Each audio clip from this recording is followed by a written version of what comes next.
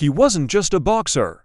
He was a poet of power, a man who turned punches into poetry, and a fighter who fought not just in the ring, but in life. This is the story of Muhammad Ali, the man who refused to be ordinary, the man who changed the meaning of courage, and the man who dared to believe he was the greatest. On January 17, 1942, in Louisville, Kentucky, a baby named Cassius Marcellus Clay Jr. was born. He grew up in a segregated America, world divided by color, fear, and inequality. His father was a sign painter, his mother a housekeeper. Life wasn't easy, money was tight, opportunities were few. At the age of 12, something happened that would change his life forever. His bicycle was stolen. When he reported it to a police officer named Joe Martin, young Cassius said, "I'm gonna whoop whoever took my bike." Joe Martin smiled and said, "Then you'd better learn to fight." And that was the spark that lit a fire. Cassius Clay began training at a local gym, learning the rhythm of the ring, the dance of discipline. He was fast, focused, and fearless. Unlike other fighters, he talked as much as he fought. He'd say things like, "I float like a butterfly, sting like a bee." The hands can't hit what the eyes can't see. People laughed until they saw him fight. By 18, he had won 6 Kentucky Golden Gloves titles and an Olympic gold medal at the 1960 Rome Olympics. But what made him special wasn't just his fists. It was his mind, his charisma, and his unshakable belief in himself. Ali wasn't a scholar in the traditional sense. He struggled in school, and his grades weren't perfect.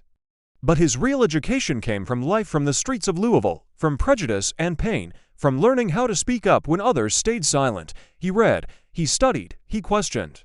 He once said, "The man who views the world at 50 the same as he did at 20 has wasted 30 years of his life." Ali taught himself the power of words, and those words would soon shake the world. In 1964, at just 22 years old, Cassius Clay shocked the world by defeating Sonny Liston, becoming the heavyweight champion of the world.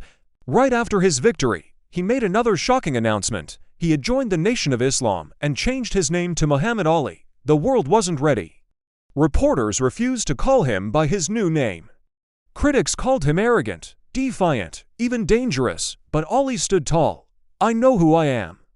I don't have to be what you want me to be." That courage to define himself was the first real victory of his life. In 1967, when the Vietnam War called, Ali refused to go. He said, "I ain't got no quarrel with them Viet Cong. No Viet Cong ever called me a racial slur." That decision cost him everything. He was stripped of his title, banned from boxing, and faced 5 years in prison. The world turned against him, sponsors dropped him, the media mocked him, and he couldn't fight for almost 4 years. But Ali stood by his beliefs, because for him, integrity was worth more than gold belts. He once said, "I'd rather stand for something and fall than live for nothing and rise." Beyond the fame, Ali was a man of heart. He was known for his humor, kindness, and love for people. He married several times, and though his relationships were often in the spotlight, his love for his children was deep and genuine. He once said, "Children make you want to start life over." His daughter Layla Ali followed in his footsteps, becoming a world champion boxer herself, proof that the spirit of the champion runs in the blood. In 1970, after years of exile, Ali returned to the ring. He wasn't the same, older, slower, and carrying the weight of the world's expectations, but he never lost his fire.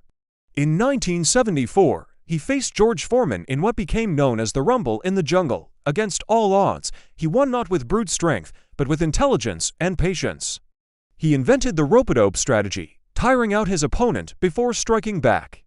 That night, the world saw not just a boxer, but a genius. Even after retirement, Ali's legacy continued to grow.